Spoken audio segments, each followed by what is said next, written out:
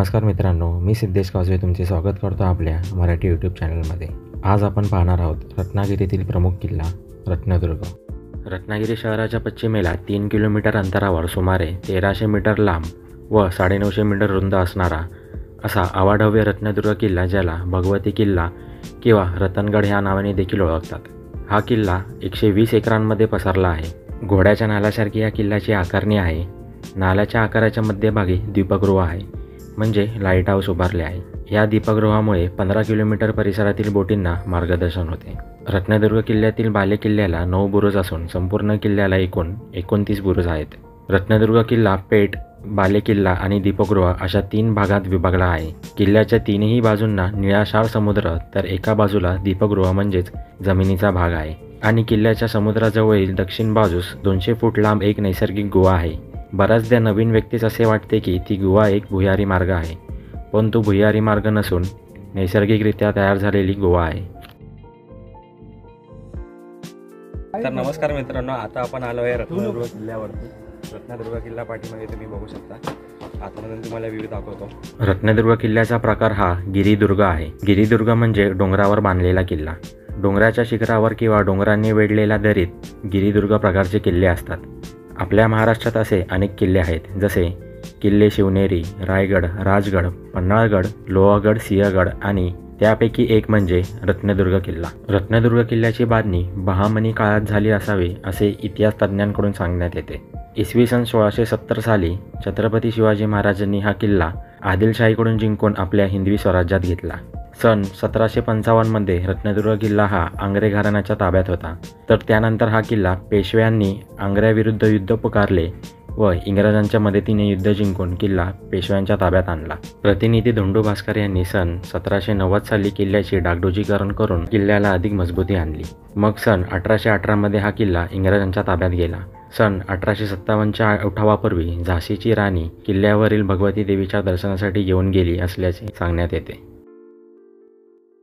तर आता आम्ही ह्या किल्ल्याच्या प्रवेशद्वारामधून आत आलो आहोत।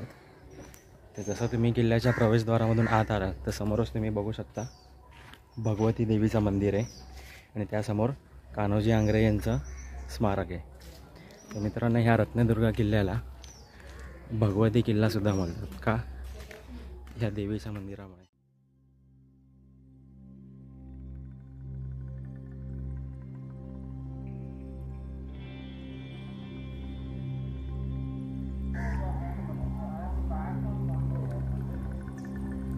तर मित्रांनो, हे आहे कान्होजी आंग्रेंचं स्मारक,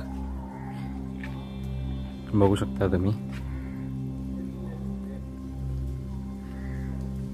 समोरच इथे ध्वज फडकतोय आणि हे भगवती देवीचं मंदिर।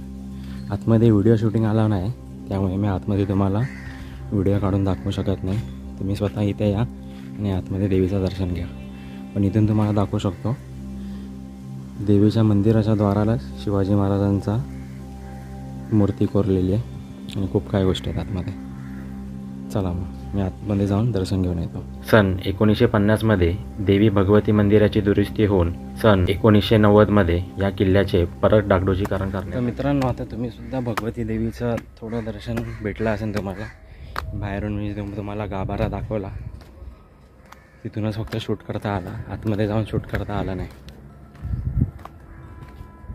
तर आता ह्या तटबंदीवरून आम्ही चालत चाललेलो आहोत। पाठीमागे जर तुम्ही बघू शकता, हा जो तुम्हाला पाठ दिसते, इथे छोट्या छोट्या बोटी लागल्यात। हा आहे मिरकरवाडा, रत्नागिरीतील जेट्टी आहे। इथे तुम्हाला फिश वगैरे भेटतात। मासळी बाजार आहे हा रत्नागिरीतला सर्वात मोठा।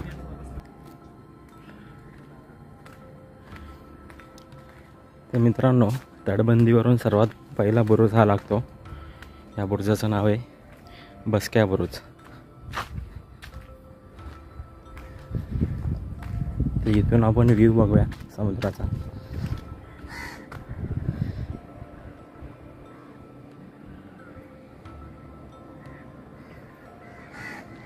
इथे समोर कसला तरी प्लांट आहे, एक्झॅक्ट कुठला आहे ते सांगता येत नाही। इथे इथून पुढे जाऊया आपण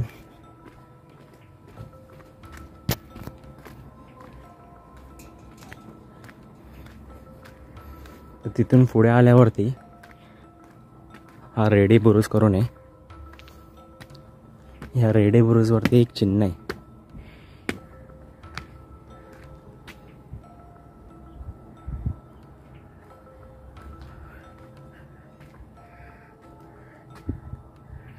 ह्यावरती काही माहिती लिहिली आहे पण ती सध्या दिसत नाही, पूर्णपणे मिटली गेली आहे.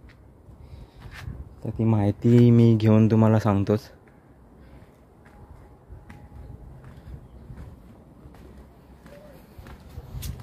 हे सर्व आराम करतात, करू देत. इथून तुम्ही व्ह्यू बघू शकता. अक्षरशः हिरवा पाणी दिसतंय. समोर एक पक्षी उडत गेला, तुम्ही बघू शकता.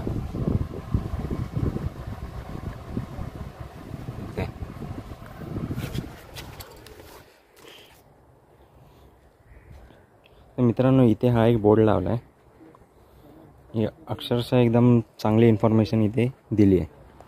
तर मित्रांनो, खूप लोक असे करतात, किल्ल्यावरती येतात आणि काही ना काही ऑइल पेंटच्या माध्यमातून, स्प्रेच्या माध्यमातून लिहितात. तर ही एकदम फालतूगिरी आहे. जी कोणी असं करत असाल किंवा तुम्ही कोणाला करताना बघितलं आहे, त्यांना तिथेच थांबवा. कारण की ही आपली ऐतिहासिक देण आहे. ह्याला आपण जर जपलं नाही, ह्याचं संवर्धन केलं नाही, तर आपण पुढे जाऊन हे सगळे व्यवस्थित बघू नाही शकत.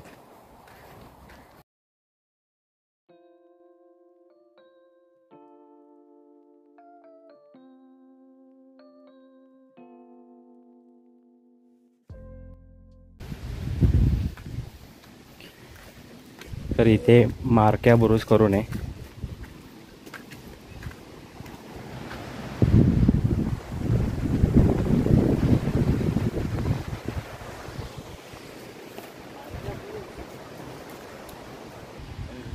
मित्रांनो, इथून एक तुम्हाला दृश्य दाखवतो.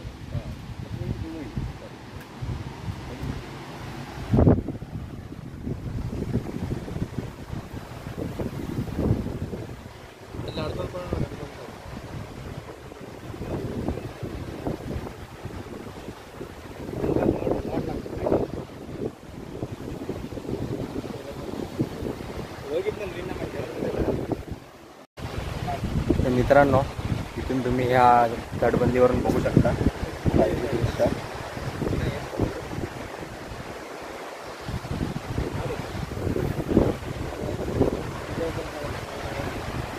अगदी स्वच्छ पाणी येते. पाणी एवढं की खालचे दगडंसुद्धा एकदम स्पष्ट क्लिअर दिसतात. जरासुद्धा गढूळ पाणी नाही. या दगडाच्या भोवतीचा तुम्ही पॅच बघू शकता पाण्याचा, त्याच्या बाहेरचा सुद्धा बघू शकता.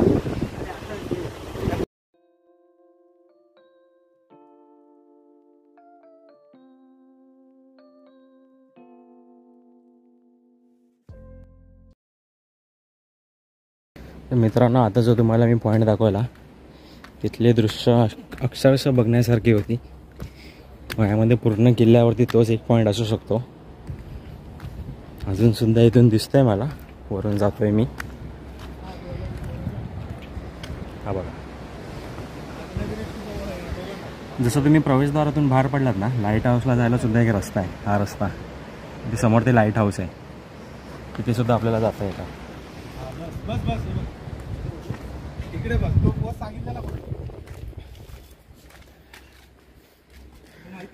हा आहे वेताळ बुरुज.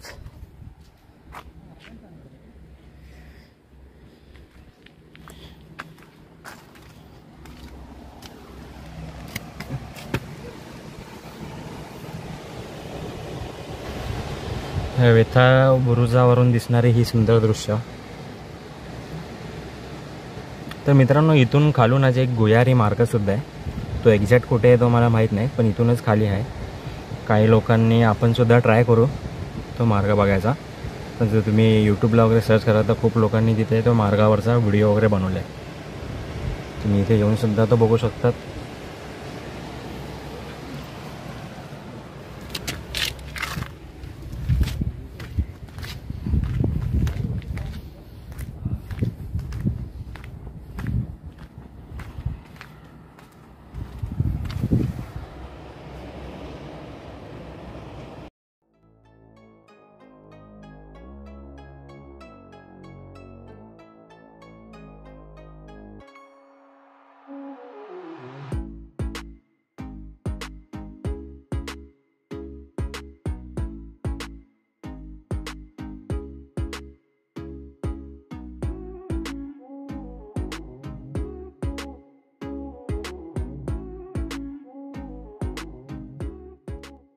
या किल्ल्याचे जवळपास सगळे बुरुज आपण बघितलेले आहेत, फक्त क्वचित 1-2 राहिलेत.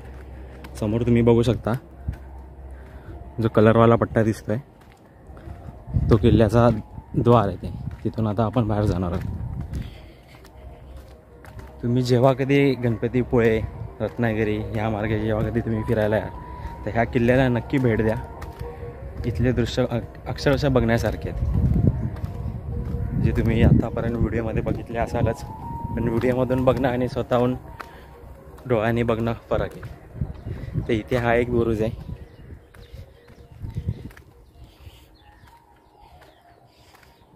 या बुरुजाचं नाव आहे टिळक्या बुरुज. मित्रांनो, प्रत्येक बुरुजामागे काही ना काही इतिहास असणार. ह्या किल्ल्यामागे पण इतिहास आहे.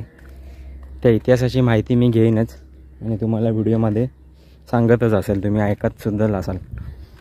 सध्या मला इतिहासाची माहिती नाही, त्यामुळे मी काय बोललो नाही. तुम्हाला माहिती घेऊन मी रेकॉर्डमधून टाकला असेलच त्या.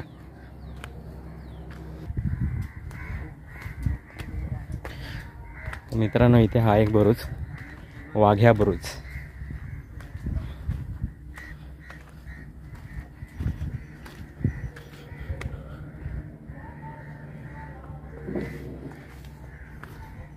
मित्रांनो, तुम्ही मग असे हे द्वार बघितलं असेल किल्ल्याचा. जास्त करून किल्ल्यांचे द्वार गोमुखी स्वरूपाचं असतं. गोमुखी म्हणजे काय की ज्यावेळेस तुम्ही किल्ला लांबून बघत असाल तुम्हाला त्याचं द्वार दिसणार नाही. एकदम असा वळसा घालून ते द्वार असतं. आणि हे जे किल्ल्याचं द्वार आहे हे शेरमुखी आहे, म्हणजे डायरेक्ट समोरूनच दिसतं. इथून जर कोणी बघितलं समोरच त्याला द्वार दिसणार. त्याला शेरमुखी द्वार बोलतात.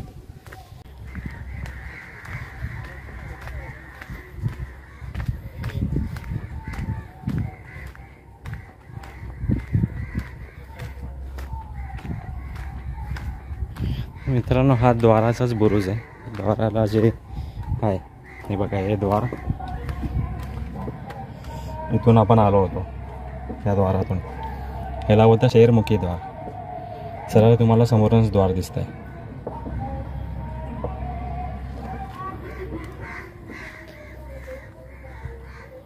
तर मित्रांनो, या व्हिडिओमध्ये किल्ल्याचा इतिहास सांगण्यात काही चूक झाली असेल तर क्षमा असावी. आणि जर तुम्हाला हा व्हिडिओ आवडला असेल तर व्हिडिओला नक्की लाईक करा व हा व्हिडिओ तुमच्या मित्रांना, परिवारातील सदस्यांना शेअर करायला विसरू नका. व्हिडिओविषयी काही प्रतिक्रिया असेल तर कमेंट करून नक्कीच कळवा. आणि तुम्हाला असे आणखी नवनवीन व्हिडिओ बघायचे असतील तर आपल्या यूट्यूब चॅनलला सबस्क्राईब करायला विसरू नका. धन्यवाद.